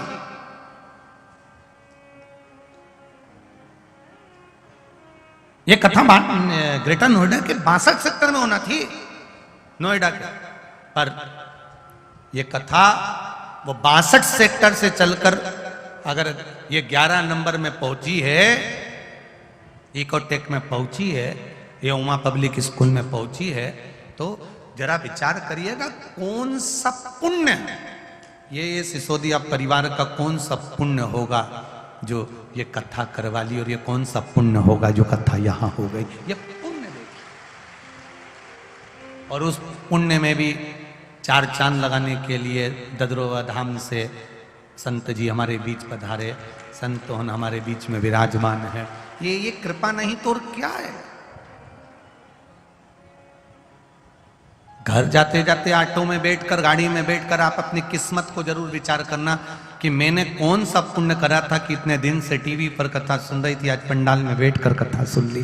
पुण्य कौन सा? वृंदावन तो मैं जाती रहती हूँ, यमुना जी में स्नान करने जाती रहती हूँ, हरिद्वार भी जाती रहती हूँ, पर ऐसा कौन सा पुण्य था जो सारे तीर्थ चलकर इस ग्रेटर नोएडा की 11 सेक्टर में पहुंच गए? वो पुण्य कौन सा? विचार करिए।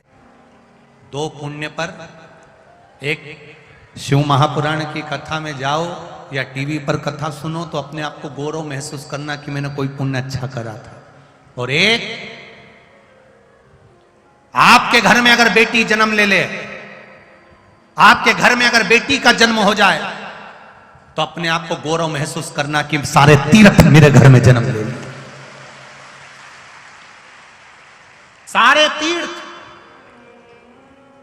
बेटी के पिता को, बेटी की माता को कभी किसी तीर्थ में जाने की जरूरत नहीं होती। अगर बेटी घर में जन्म ली है तो सारे तीर्थ उसके घर में आते हैं। बेटी के माता पिता को कभी तीर्थ जाने की जरूरत नहीं पड़ती। बेटी के माता पिता, जिस बेटी ने तुम्हारे घर में जन्म लिया है, बस बेटियों से एक बात कहना चाहूंगा, माता पिता के घर में बेटी जन्म लेती है तो माता पिता को तीर्थ जाने की जरूरत नहीं पड़ती। सारे तीर्थ बेटी का जहां जन्म होता है वहां आ जाते हैं। बस बेटी से एक निवेदन है कि अपने माता पिता को कन्यादान का मौका जरूर देना, कहीं गलत जगह मत चली जाए। तुम्हारे जन्म से सारे तीर्थ बेटी के जन्म से आ जाते हैं। जिस दिन बेटी का जन्म होता है उस दिन घर में सारे तीर्थ आकर विराजमान हो जाते हैं। उस माता को धन्यवाद, उस पिता को धन्यवाद जिसके घर में बेटी का जन्म होता है। और आपको भी एक निवेदन करूंगा, बेटी का बाप जब बेटी को पाल पोस कर बड़ा कर ले और उसकी शादी करे, तब आप जब भोजन करने उसके घर में जाएं, शादी में जाएं, अपने आप को याद करना।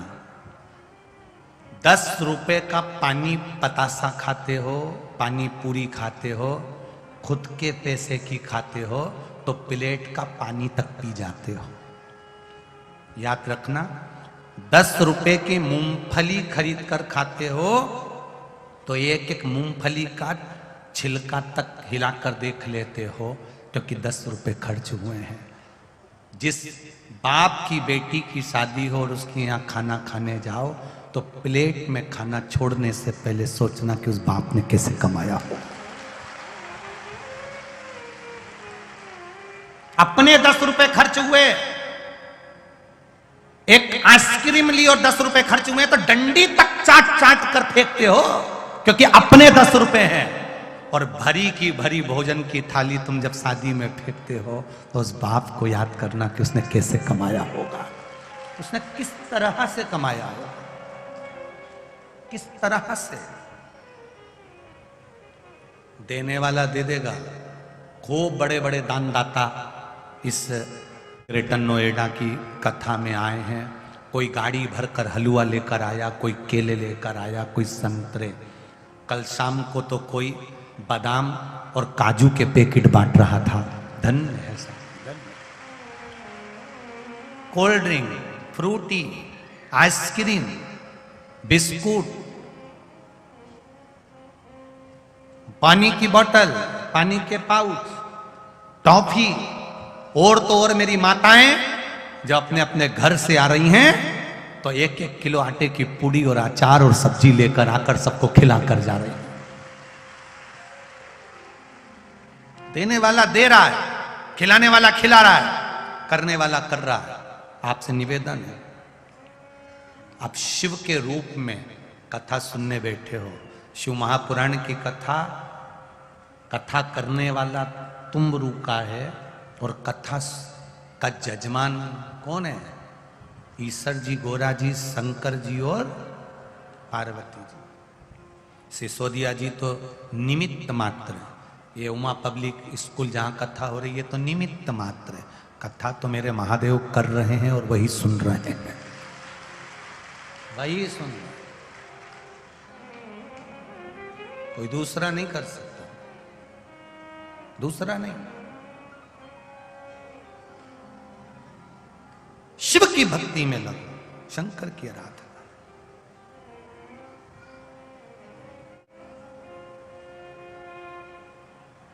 जब शिव भक्ति में लगोगे तो जीवन का एक आनंद पा जाओ। गौरवता महसूस करना। तुम्हारे घर में बेटी जन्म ले तो सारे तीर्थ आ गए। बेटी के कन्यादान में जब जाओ, भोजन करने के लिए जब जाओ, तो स्मरण करना कि अपने पैसे खर्च होते हैं तो 10 रुपए की पानी पतासा का पानी भी पूरा पी जाते हैं। अपना पैसा लगता है तो मालूम पड़ता है कोई बेटी के बाप ने कैसे इकट्ठा करा होगा। 500 रुपए की थाली, 300 रुपए की, 700 रुपए की, 800 रुपए की भरी भराई फेंक दी। सोचो, गिनने से पहले सोचो।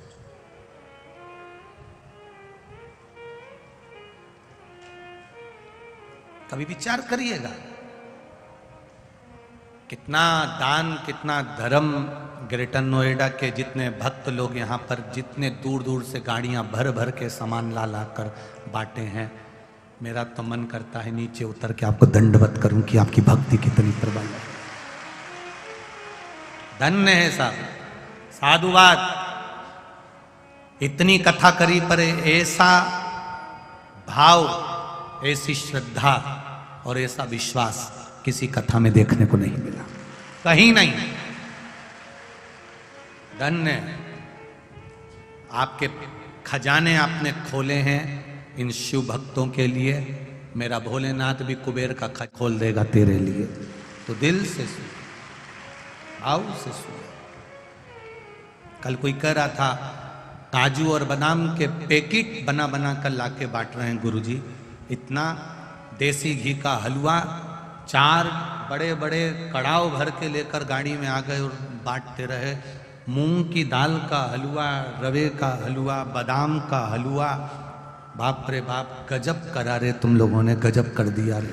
धन्य साधुवाद, बहुत बहुत साधुवाद, धन्य। करो, ये मौका फिर नहीं मिलने वाला।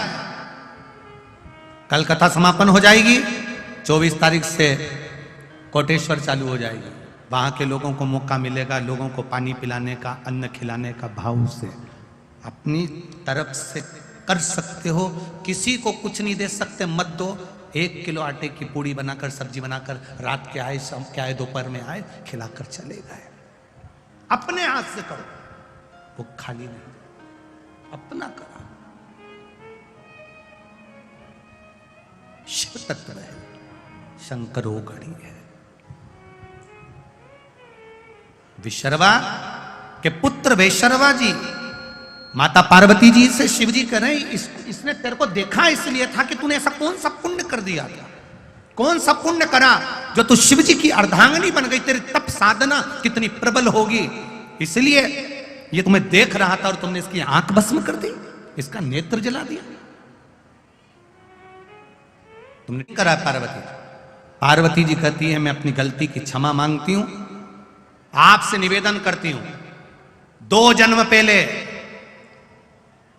यज्ञदत्त ब्राह्मण का पुत्र गुण निधि था, ये शिव मंदिर में चोरी करी थी इसने। बाद में ये दम नाम का राजा बन गया, फिर छूटा, वैशर्वा के नाम से ये प्रसिद्ध हो गया। पार्वती जी कहती है, सब बात भूलती हूं, इसका नाम, इसने मुझे गलत भाव से देखा था, इसलिए इसको मैं कुबेर कहती हूं। अब आप इसे वर दो कि ये कुबेर के सिंहासन पर जाकर बैठ जाए। इसको कुबेर बना दिया। नवनिधि, देवादिदेव महादेव कहते हैं, सुन कुबेर, मैं तुझे नवनिधि प्रदान करता हूं। और सुन कुबेर, वैशर्वा, तेरे घर में, तेरे परिवार में लंकाधिपति रावण भी होगा, लंकेश भी होगा, उसने बहुत पाप करा होगा, पर घर का एक व्यक्ति अगर शंकर की आराधना करता है, घर का एक व्यक्ति अगर शिव को जल चढ़ाता है, घर का एक व्यक्ति भी अगर शिव महापुराण की कथा को टीवी पर, मोबाइल पर या पंडाल में कैसे भी श्रवण कर लेता है, वो अपनी 71 पीढ़ी को पार लगा देता है। 71 पीढ़ी पार। यहां कथा में सालासर जी में कथा कराई थी, जैन साहब यहां पर बैठे हैं। ये जब सीहोर आए थे तो उस समय पर उनके मन में एक भाव था कि गुरुजी कथा कैसे होगी, कैसे होगी, कैसे होगी। हम उनसे एक ही बात कहते थे, महादेव कराने वाला, महादेव करने वाला। सिसोदिया जी अपने बेटे के साथ में, पोती के साथ में, परिवार के साथ में जब वहां पहुंचते सीहोर, तो एक ही बात कहते, कैसे कथा होगी, कैसे होगी। पहले कथा का स्वरूप छोटा था, बढ़ते बढ़ते बढ़ते बढ़ते इतना हो गया, कैसे हो। हम उनसे एक ही बात कहे, कथा उसने ली है, कराएगा भी वही कराएगा, उसके सिवाय कोई नहीं, वही कराएगा, उसके सिवाय कोई नहीं कर सकता। बस वही कि खोल दिया भंडार काशी वाले, कर दिया माला माल काशी वाले। ये उसकी कृपा से मिला, उसकी दया से मिला। उसकी दया बिना कुछ नहीं हो सकता, उसकी करुणा बिना कुछ नहीं हो सकता। कब से खड़ी हूं झोली पसार, आता है आप लोगों को? एक लाइन पहले की आप लोग, कब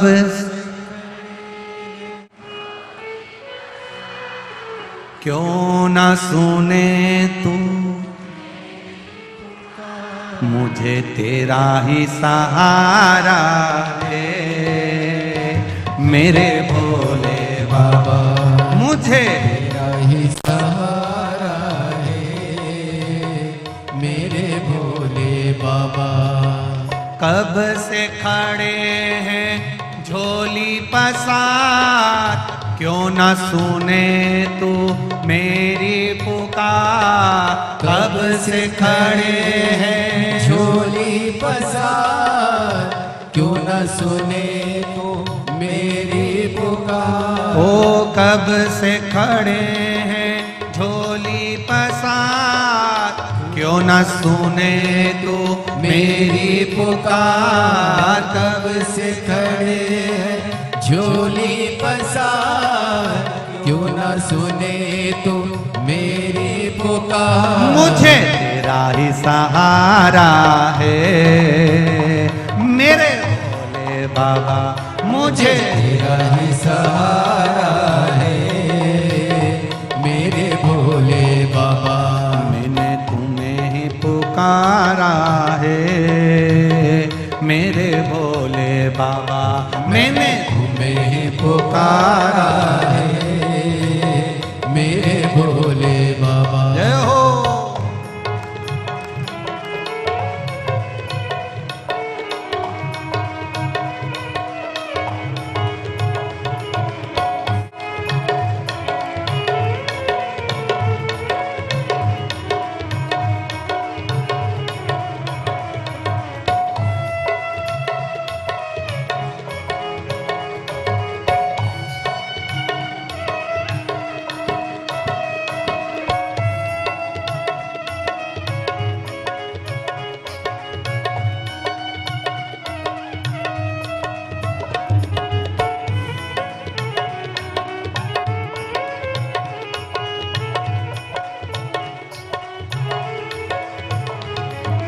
देख लो लगी है आज मंदिर में ये भीड़ भारी।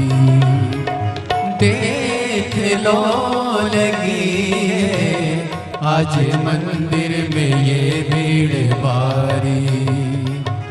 दर्शनों की खातिर आए हैं लाखों नर और नारी। दर्शनों के खातिर आए हैं लाखों नर और नारी।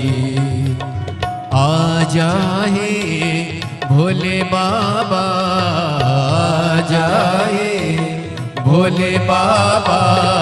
तीनों ने पुकारा है मेरे भोले बाबा, तीनों ने पुकारा है मेरे भोले बाबा। कब से खड़े हैं झोली पसार, क्यों न सुने तू मेरी पुकार। कब खड़े हैं झोली पसार, क्यों न सुने तू मेरी पुकार। ओ कब से खड़े हैं झोली पसार, क्यों न सुने तू मेरी पुकार। कब से खड़े हैं झोली पसार, क्यों न सुने तू मेरी पुकार। मुझे तेरा ही सहारा है मेरे भोले बाबा, मुझे तेरा ही सहारा है मेरे भोले बाबा। मैंने तुम्हें ही पुकारा है मेरे भोले बाबा, मैंने तुम्हें ही पुकारा है मेरे भोले बाबा। ओहो।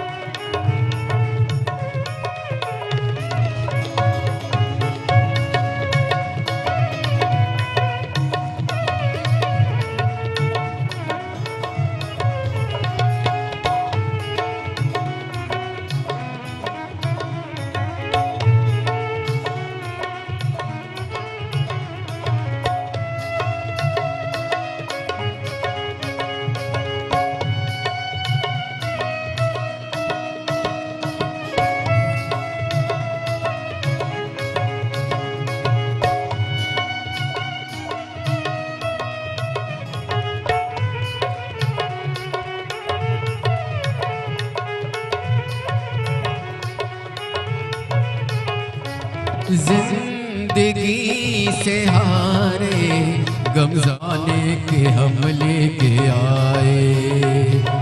जिंदगी से हाय गम जमाने का हम लेके आए। तू बता जहाँ में लोग अपने हुए क्यों पराए। तू बता जहाँ में लोग अपने हुए क्यों पराए। तेरे सिवा दुनिया में, तेरे सिवा दुनिया में कोई न हमारा है। मेरे भोले बाबा कोई ना हमारा है। मेरे भोले बाबा कब से खड़े हैं झोली पसार, क्यों न सुने तू मेरी पुकार। कब से खड़े हैं झोली पसार, क्यों न सुने तू मेरी पुकार। ओ कब से खड़े हैं झोली पसार, क्यों न सुने तू मेरी पुकार। कब से खड़े हैं झोली पसार, क्यों न सुने तू मेरी पुकार। मुझे तेरा ही सहारा है मेरे भोले बाबा, मुझे तेरा ही सहारा है मेरे भोले बाबा। मैंने तुम्हें ही पुकारा है मेरे भोले बाबा। मैंने तुम्हें ही पुकारा है मेरे भोले बाबा। जय हो।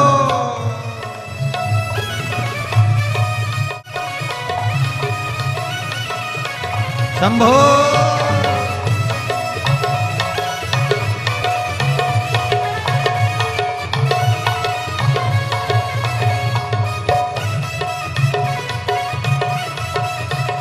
दोनों हाथों से बड़े आनंद के साथ, भाव के साथ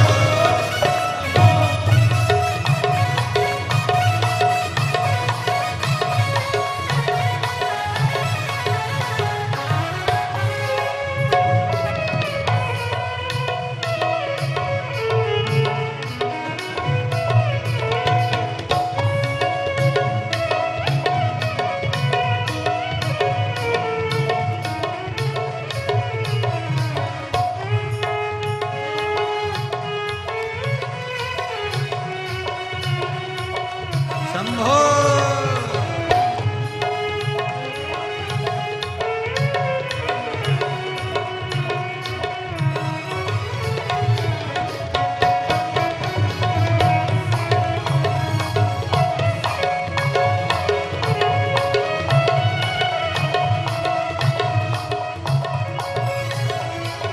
रास्ता न सूझे कहाँ जाए मुसीबत के मारे। ओ रास्ता न सूझे कहाँ जाए मुसीबत के मारे। आसरा है तेरा दूर कर दो ये संकट हमारे। आसरा है तेरा दूर कर दो ये संकट हमारे। सुनते हैं तूने ही सुनते, तूने ही उबारा है मेरे भोले बाबा। लाखों को उबारा है मेरे भोले बाबा।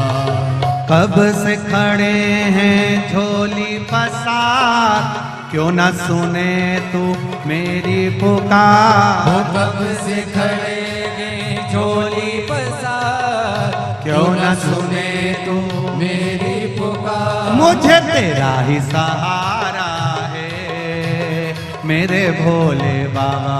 मुझे तेरा ही सहारा है मेरे भोले बाबा।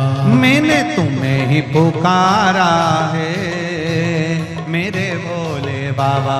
मैंने तुम्हें ही पुकारा है मेरे भोले हार हार। एक बार अपने स्थान पर बैठकर, आज कथा का छठा दिवस है, दिल से आए हो एक बार दिल से बाबा से अपनी प्रार्थना कहकर जाना, ऐसी कृपा करना, ऐसी करुणा करना, अगली बार कथा में मेरा भी एक पत्र में पहुंचाऊं, ऐसा भंडार भर कर जाना।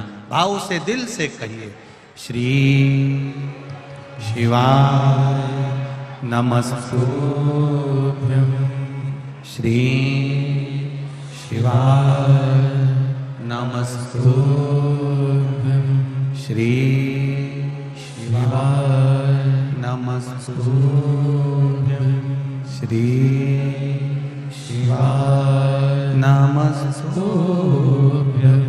भोला सब दुख काटो मारा, ओ भोला सब दुख काटो मारा। शिव शंकर जप तेरी माला, भोले बाबा जप तेरी माला। भोला सब दुख काटो मारा, ओ भोला सब दुख काटो मारा। शिव कथा कर रही है, भगवान ने कुबेर बना दिया उस चोर को, 9 निधियां प्रदान कर दी उस चोर को। शिव कथा कहती है जो दिल से देव अधिदेव महादेव का भजन करता है, स्मरण करता है, कथा सुनता है, बाबा उसको 9 निधि प्रदान कर देते हैं, उसके जीवन से कष्ट रोग दुख दूर कर देते हैं, भक्ति देते हैं मेरे महादेव, विश्वास देते हैं मेरे महादेव। माता पार्वती जी ने शिव जी से कहकर गणेश जी के मंगल विवाह के प्रसंग का स्मरण करा। गणेश जी महाराज रिद्धि सिद्धि को लेकर पधार रहे हैं। सुंदर रिद्धि सिद्धि भगवान श्री गणेश जी महाराज के गले में जयमाला पहना रही हैं। जोरदार ताली बजाएं।